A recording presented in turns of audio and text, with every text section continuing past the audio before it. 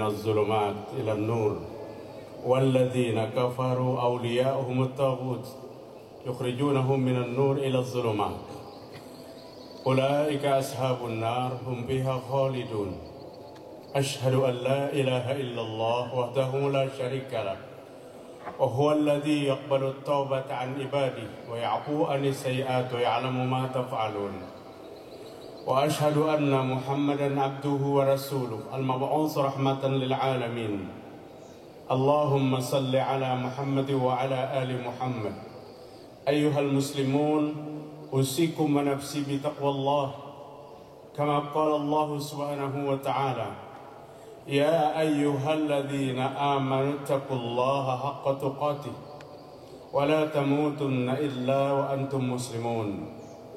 Ma'asyiral muslimin, jamaah salat Idul Fitri rahimakumullah.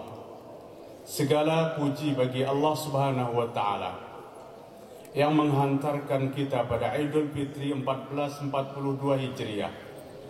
Mari kita isi Idul Fitri ini dengan alunan takbir yang membahana di angkasa raya. Asalkan di sana ada kebebasan beragama, maka takbir, tahmid dan tahlil akan menggetarkan udara, menyentuh kalbu yang kering kerontang, menenangkan jiwa yang resah gelisah. Dengan takbir, hati yang gundah gulana akan tentram kembali. Dengan tahlil, kehidupan yang terseok-seok akan lurus kembali. Allahu Akbar walillahil hamd. Hilanglah sudah saat yang dingin di keheningan malam untuk makan sahur bersama keluarga. Berlalulah sudah saat berkumpul bersama menunggu waktunya berbuka puasa.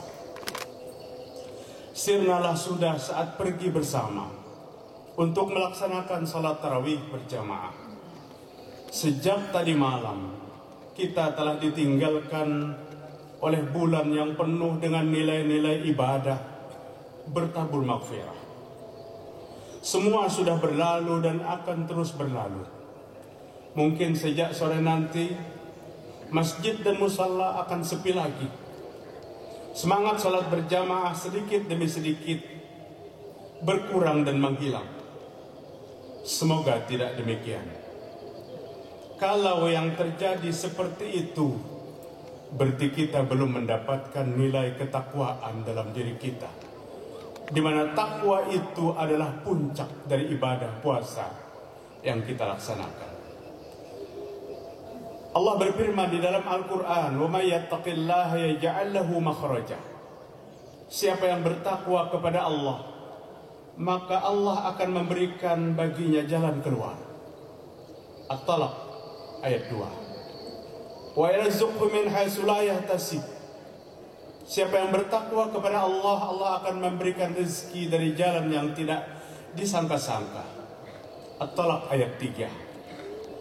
Wa may yattaqillaha yaj'al lahu min amrihi yusra.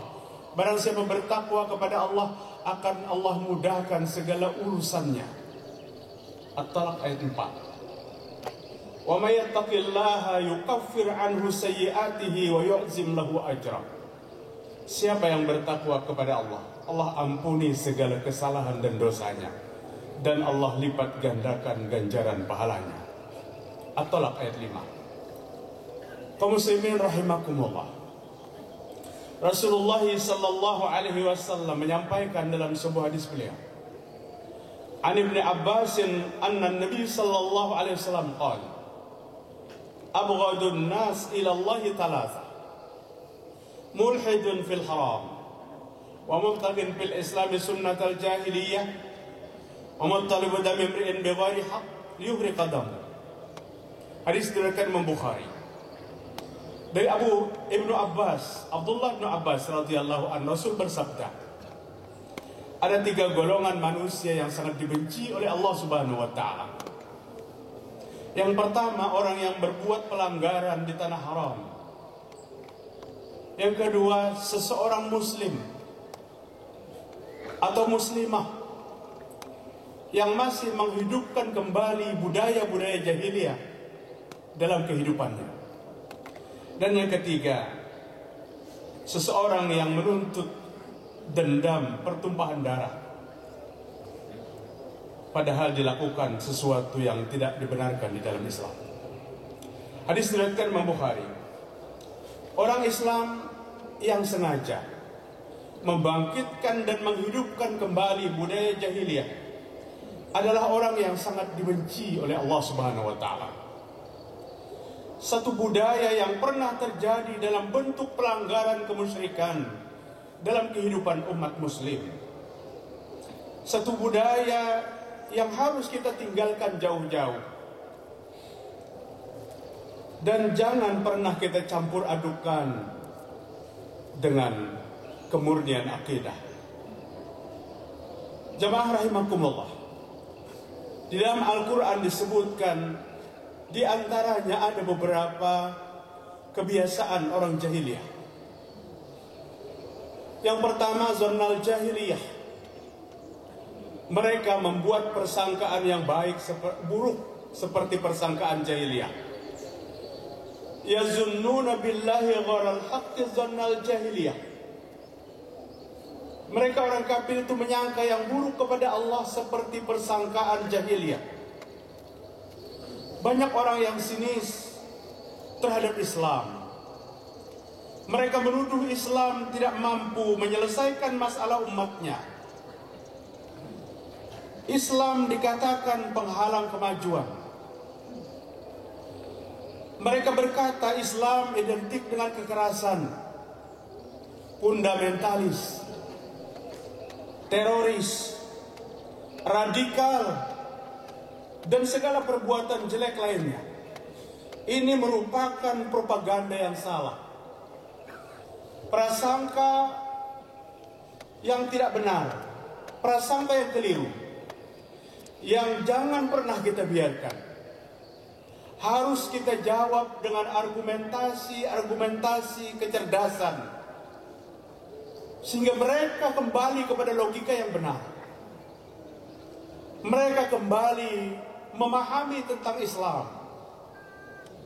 Islam dituduh dengan satu macam bentuk keburukan karena mereka tidak mengerti tentang Islam. Mereka tidak belajar tentang Islam. Mereka tidak mendalami tentang Islam. Uniknya orang yang tidak mengerti Islam banyak berbicara tentang Islam. Dan inilah satu kesesatan. Wa anna hadza sirati mustaqiman fattabi'uhu wa la tattabi'us subul fatafarraqa bikum an sabili. Dzalikum wassaqum bihi la'allakum tattaqun. Inilah jalanku yang lurus, kata Allah. Ikutilah jalan yang lurus itu. Jangan mengikuti jalan-jalan yang lain daripada jalan Allah, maka kalian akan bercerai-berai. Surah Al-An'am 153. Hamiyatul jahiliyah, keburukan sifat jahiliyah yang kedua. Kesombongan jahiliyah. Iz ja'ala alladhina kafaru fi qulubihimul hamiyatal jahiliyah fa anzalallahu sakinatahu ala rasulih wa 'alal mu'minina wa alzamahum kalimatat taqwa wa kanu ahaqqa biha wa ahlaha wa kana Allahu bikulli syai'in 'alima. Ketika orang-orang kafir menanamkan di dalam hati mereka kesombongan seperti kesombongan jahiliyah, lalu Allah menurunkan ketenangan kepada rasul-rasul dan kepada orang-orang yang beriman, dan Allah mewajibkan kepada mereka kalimat takwa. Mereka berhak untuk mendapatkan kalimat takwa itu dan patut untuk memilikinya. Allah Maha mengetahui segala sesuatu. Surah Al-Fatah ayat 26. Di antara kesombongan jahiliyah adalah meragukan terhadap hukum-hukum Allah yang berlandaskan kepada Al-Quran dan Sunnah. Padahal hukum Allah itu berlaku terus sampai kapanpun. Dan itulah sumber hukum bagi semua orang yang beriman. Orang yang meragukan hukum-hukum Allah adalah orang yang perlu dipertanyakan apakah dia beriman atau tidak. Ada juga kelompok-kelompok yang mencampur adukan akidah Islam dengan budaya-budaya jahiliyah. Ada yang menempatkan sifat-sifat ketuhanan kepada benda yang dikeramatkan. Ada lagi kelompok yang mengkultuskan seseorang. Berhati-hatilah kita agar tidak mempersembahkan pinta kepada makhluk, dan kita tidak menyerahkan doa kepada selain Allah Subhanahu wa taala. Fala tad'u ma'allahi ilahan akhar. Fala tad'u ma'allahi ilahan akhar fatakuna minal mu'adzabin. Janganlah kamu menyeru Allah dengan nama-nama lain, nama-nama Tuhan yang lain. Apabila itu kamu lakukan, kata Allah, maka itulah orang-orang yang akan diazab oleh Allah Subhanahu wa taala. Asy-Syu'ara 213. Apabila itu terjadi kepada setiap umat manusia, apabila itu terjadi, berarti kita telah terperosok ke dalam jurang kemusyrikan. Paham-paham kebiasaan masyarakat jahiliyah dahulu masih banyak dan kental di dalam masyarakat kita. Allah tidak suka kepada orang yang selalu mencampur adukan keislaman dengan kemusyrikan. Alladzina amanu wa lam yalbisu imanahum bizulmin ulaika lahumul amnu wa hum muhtadun. Orang-orang yang beriman yang tidak mencampur adukan imannya dengan kemusyrikan, mereka itulah orang yang aman, mendapat keamanan, dan mereka itulah orang-orang yang mendapat petunjuk. Al-An'am 82. Allahu Akbar walillahil hamd. Keburukan jahiliyah yang ketiga. Wa qarna fi buyutikunna wa la tabarrajna tabarrujal jahiliyatil ula. Wa aqimna as-salata wa atina az-zakata wa ati'na Allah wa rasulahu.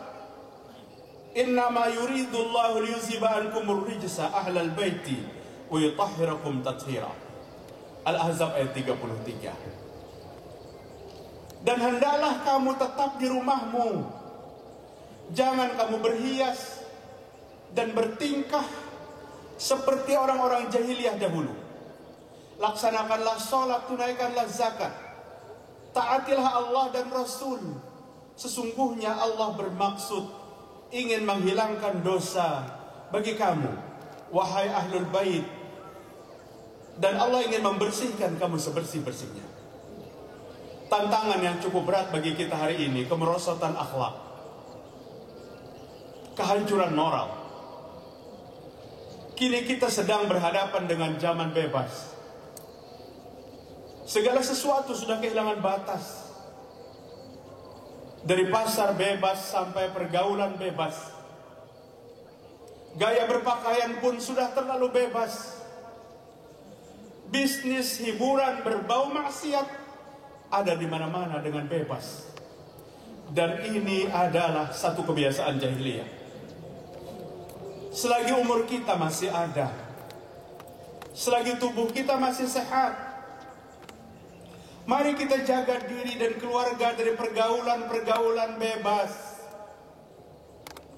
Setahun lagi umur kita bertambah, pada hakikatnya setahun pula berkurang. Bagi yang masih muda, jagalah masa mudanya ini dengan baik. Karena pemuda yang giat beribadah kepada Allah pada hari kiamat akan diberikan kenaungan oleh Allah, di mana pada hari itu tidak ada yang mendapat kenaungan. Bagi yang sudah tidak muda lagi, uban mulai bertabur, mata mulai kabur, ingatan, pikiran, kemauan sudah mulai mundur, kulit sudah mulai kendur, tenaga sudah mulai uzur. Apabila bernapas seperti orang yang mendengkur, sebentar lagi akan masuk lubang kubur. Apa yang bisa kita ingin lakukan dalam kehidupan dunia ini? Apa yang kita bisa berikan kepada kehidupan umat? Kita semua telah memegang janji dan amanat. Ingat, itu semua akan kita pertanggungjawabkan di akhirat. Satu persatu teman dan handai tolan kita telah mendahului kita. Itulah kematian dan sunnatullah yang terjadi kepada setiap manusia.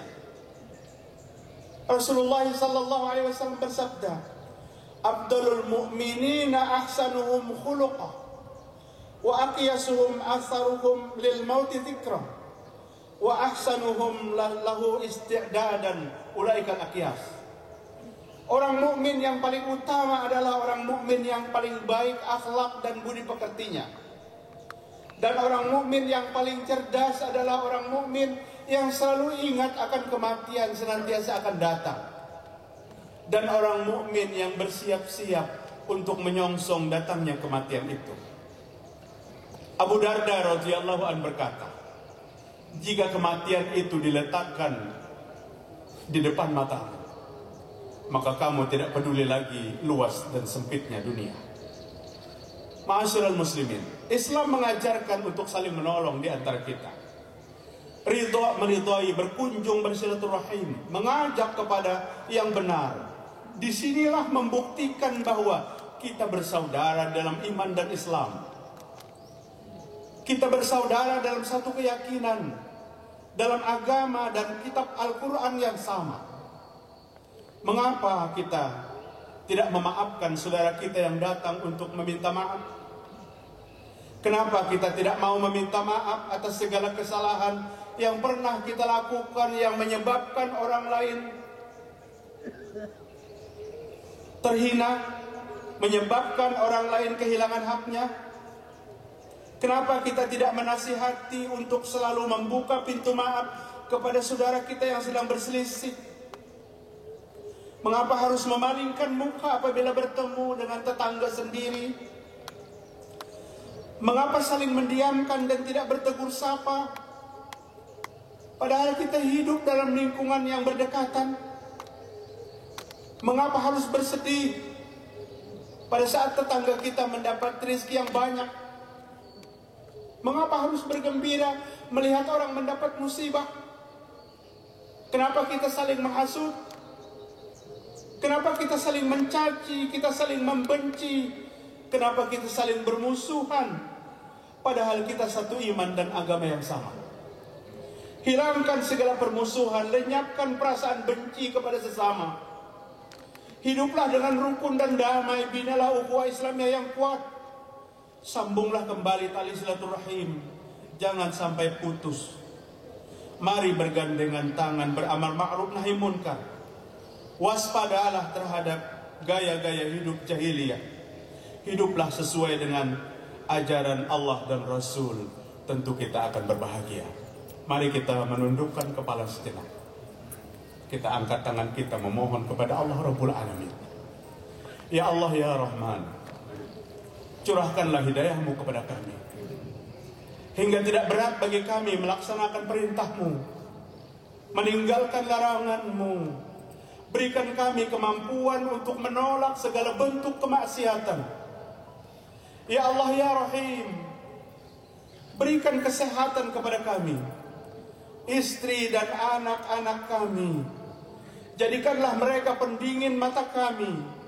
Curahkanlah rahmatmu, barakahmu dalam rumah tangga kami, sehingga terciptalah bagi kami keluarga yang tentram, tunduk dan taat kepada perintahmu.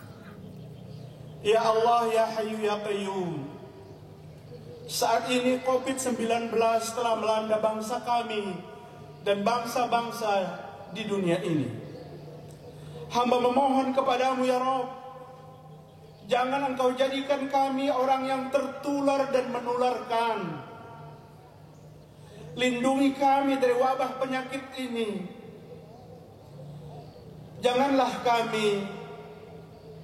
Jagalah kami dari bahaya yang ditimbulkannya.